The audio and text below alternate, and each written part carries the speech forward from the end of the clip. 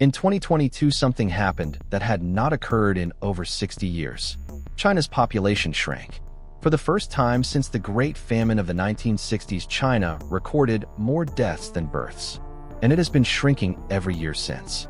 Meanwhile, the United States is growing, slowly, but growing. These two countries are heading in completely opposite directions, and the consequences are going to reshape the global economy, reshape military power, and reshape who runs the world for the next 50 years. Today, we break it all down, number by number. Let's get into it. Let's start with the basics. As of 2025, China has approximately 1.408 billion people. The United States has around 340 million. China has more than 4 times the population of the US. That sounds like an enormous advantage. And for most of human history, it was. More people meant more farmers, more soldiers, more workers, more economic output. But here is the thing about the modern economy. It is not about how many people you have. It is about how many productive working-age people you have. And that is exactly where China's crisis begins.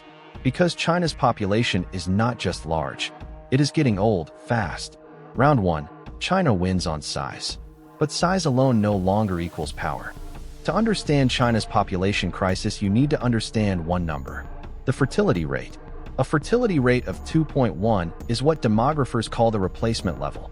That means every couple has just enough children to replace themselves. Population stays stable. China's fertility rate in 2024 is approximately 1.09. That is one of the lowest in the entire world. Even lower than Japan. Even lower than South Korea. The United States is at 1.66. Also below replacement level, but significantly healthier than China. Now here is the important context. China's low birth rate is not an accident. It is the long-term consequence of the one-child policy, which ran from 1980 to 2015. For 35 years, the Chinese government told its people, you can only have one child. That policy successfully slowed population growth, but it also created a demographic time bomb. That is now going off. China ended the one-child policy in 2015, then encouraged 3 children in 2021. Now the government is offering cash bonuses to have babies. But young Chinese people are not interested. The cost of housing, education, and childcare is too high, and the culture has shifted. Round 2. USA wins on fertility trajectory. China's birth rate crisis is structural and very hard to reverse. Here is what happens when you have fewer babies for decades. Your population gets old. Right now, about 15% of China's population is over 65. That number is projected to reach 30% by 2050. That means 1 in 3 Chinese citizens will be elderly in just 25 years.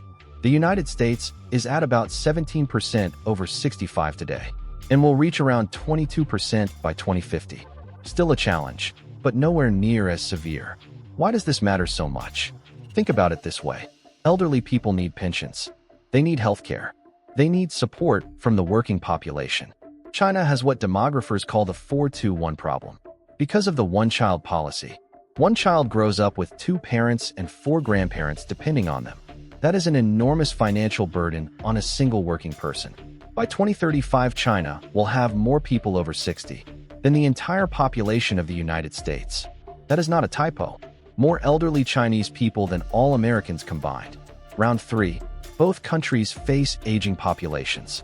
China's situation is significantly more severe. Here is the secret weapon that keeps the United States growing: immigration. Every year, approximately 1 million people legally immigrate to the United States. These are typically working-age adults. They pay taxes. They start businesses. They have children. They inject energy into an aging economy. In fact, without immigration, the United States would also be facing a serious population decline. America's own birth rate of 1.66 is below replacement level. Immigration is what keeps the number growing. China, on the other hand, receives almost no immigration. It is one of the most ethnically homogeneous large countries in the world. And culturally, it has never relied on immigration to grow its population. In fact, China is experiencing the opposite: net immigration. More educated and wealthy Chinese are leaving China than foreigners are moving in. This brain drain is a growing concern for Chinese policymakers. Round 4.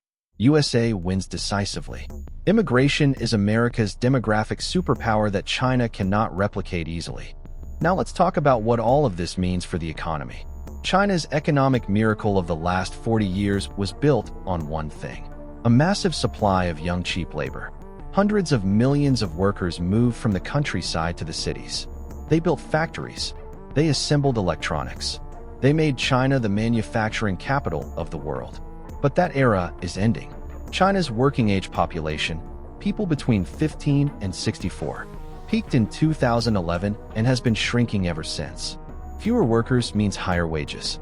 Higher wages means higher production costs. Higher production costs means factories move elsewhere, to Vietnam, to Indonesia, to India. The United States workforce is also aging, but immigration continuously replenishes it with younger workers. And the U.S. economy is built on innovation and technology, not cheap manufacturing labor. So the demographic shift hits the U.S. economy much less hard. Round 5. China's demographic shift directly threatens its economic model. USA's economy is better positioned to absorb the impact. There is one more factor we cannot ignore. In 2023, India officially surpassed China as the world's most populous country. India now has 1.44 billion people, with a fertility rate of around 2.0, a median age of just 28 years, and a workforce that is still growing. This matters for the USA versus China story because India is increasingly aligning with the United States, economically and strategically, as China's demographic advantage shrinks and India's rises. The balance of Asian power and global power starts to shift. China is aware of this, and it is one of the reasons the Chinese government feels a sense of urgency about its economic and military goals. The window of demographic advantage is closing, and China knows it. Bonus round. India's demographics may be the biggest wild card in the USA versus China rivalry.